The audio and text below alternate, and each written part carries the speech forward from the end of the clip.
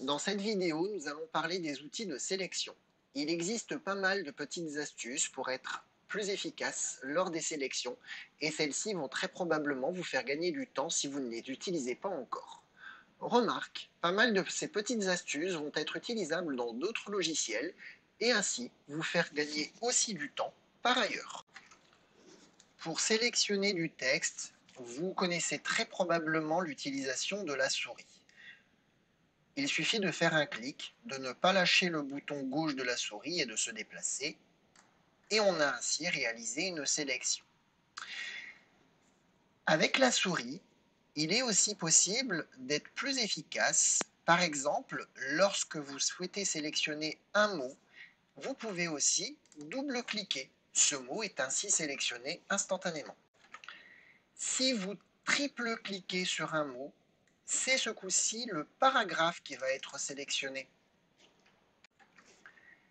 Si maintenant vous venez dans la marge de gauche et que vous faites un clic dans la marge, vous allez sélectionner en réalisant un clic la sélection de la ligne.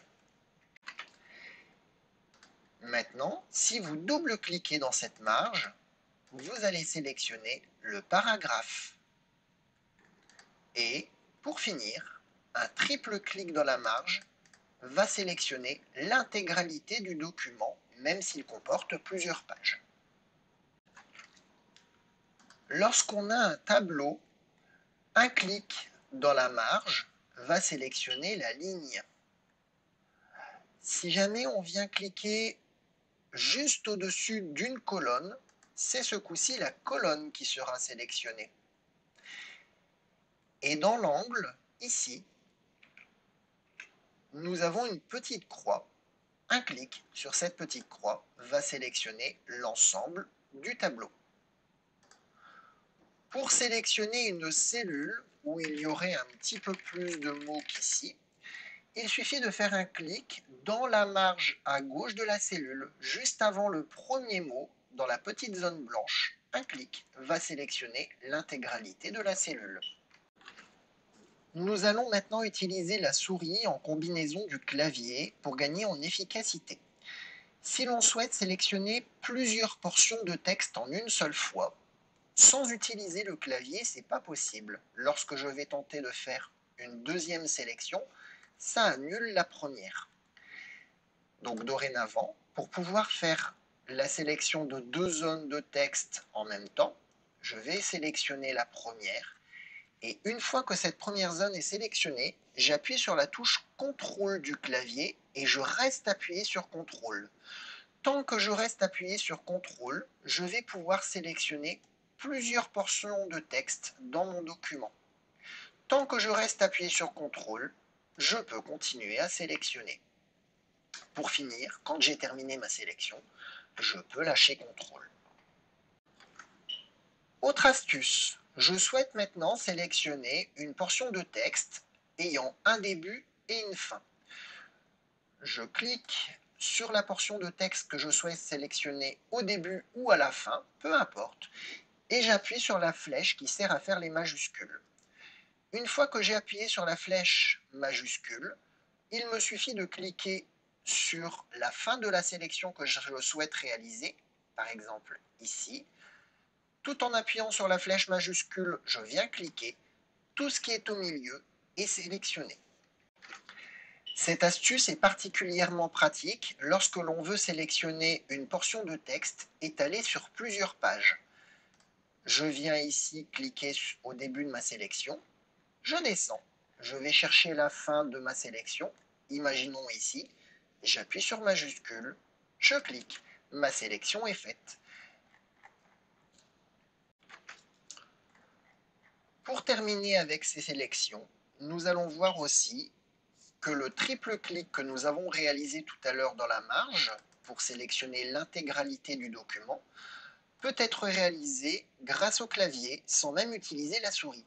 Il vous suffit d'appuyer sur la touche CTRL et de rester appuyé sur CTRL et A en même temps.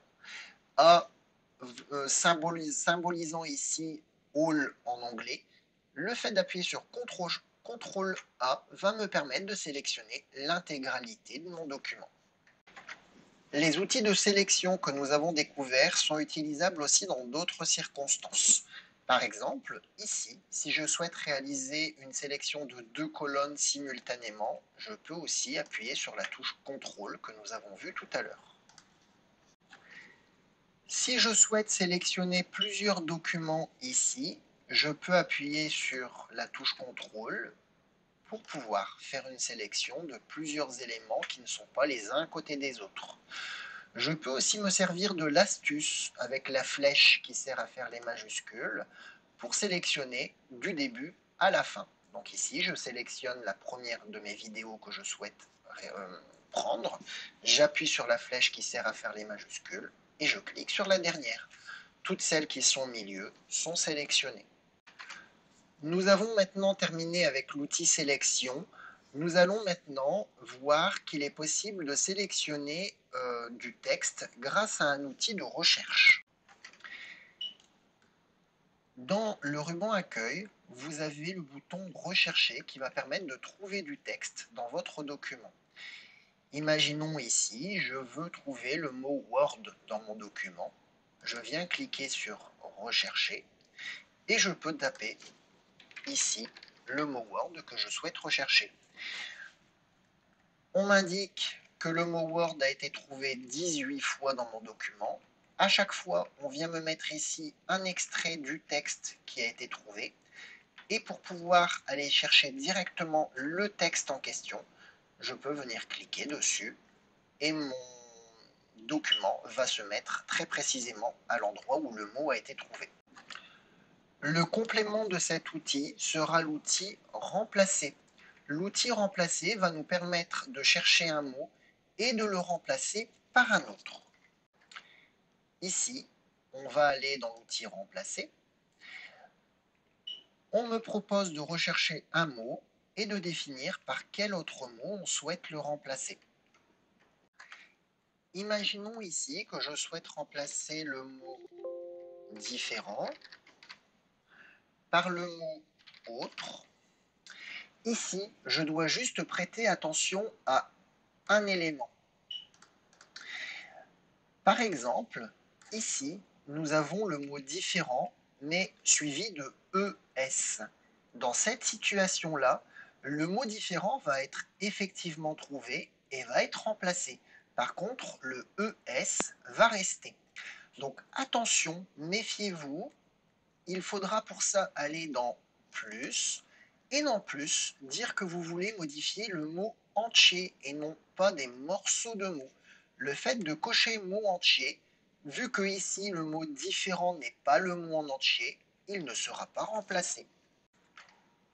Avec cet outil de remplacement, méfiez-vous aussi des situations où les mots doivent s'accorder avec le reste de la phrase.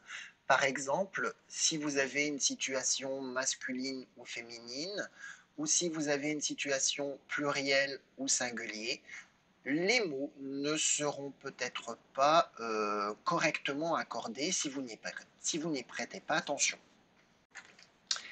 Respecter la casse qui se trouve ici va vous permettre de modifier le mot uniquement s'il est écrit pareil en termes de majuscules, minuscules. Si je viens cocher ici respecter la casse, le mot différent ne sera remplacé que si il est strictement écrit de la même manière avec donc l'ensemble des lettres en minuscules. Si dans mon document, une des lettres du mot différent est écrite en majuscule, par exemple la première lettre parce que ça serait le début de ma phrase, à ce moment-là, le mot ne sera pas modifié. Maintenant, nous avons 3 boutons à notre disposition. Remplacer, remplacer tout, rechercher le suivant et annuler. Bien entendu, annuler ici consisterait à annuler l'opération qu'on est en train de réaliser. Deux façons maintenant de procéder. Soit nous allons cliquer sur rechercher le suivant qui va rechercher notre mot et à chaque fois quand on a trouvé un mot, nous allons pouvoir le remplacer. Ou alors nous avons l'opération remplacer tout qui va directement remplacer tous les mots trouvés par le mot que nous avons choisi d'utiliser pour le remplacer. Attention, cette dernière opération peut s'avérer dangereuse. Il vaut mieux les faire un par un pour être sûr de ne pas faire d'erreur dans notre document et vraiment remplacer dans toutes les situations attendues. Nous avons terminé pour ces outils de sélection, de remplacement et de recherche, et on se retrouve dans une prochaine vidéo.